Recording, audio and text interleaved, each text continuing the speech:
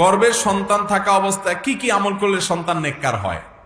গর্ভের সন্তান থাকা অবস্থায় কি কি আমল করলে সন্তান নেককার হয়?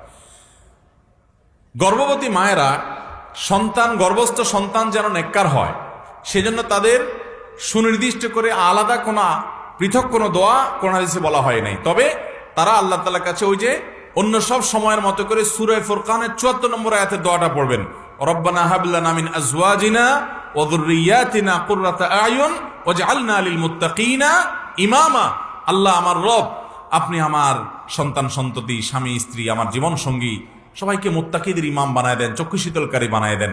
এ দোয়া আপনি পড়বেন। এর পাশাপাশি কোরআন তেলাওয়াত বেশি বেশি শুনবেন। এটা হাদিসে আলাদা করে বলা হয় নাই, কিন্তু অভিজ্ঞতা দ্বারা প্রমাণিত কোরআন তেলাওয়াত বেশি বেশি করলে এবং শুনলে গর্ভস্থ সন্তান নেককার হয়। গান, হারাম জিনিস শুনবেন না, হারাম জিনিস দেখবেন না। এই টাইমটাতে অন্তত গুনাহ থেকে বেঁচে থাকবেন। এবং সবচেয়ে বেশি গুরুত্বের সাথে যেটা করবেন হলো যে হারাম খাবেন না। অন্য সময় তো নাই, এই টাইমে বেশি করে আরো হারাম ভক্ষণ করবেন না, তাহলে ওটা হারাম থেকে গঠিত হবে। এটা খুব ভয়াবহ একটা বিষয়।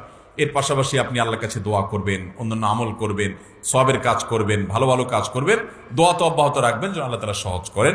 ইনশাআল্লাহ সন্তান নেক হবে আশা করা যায়।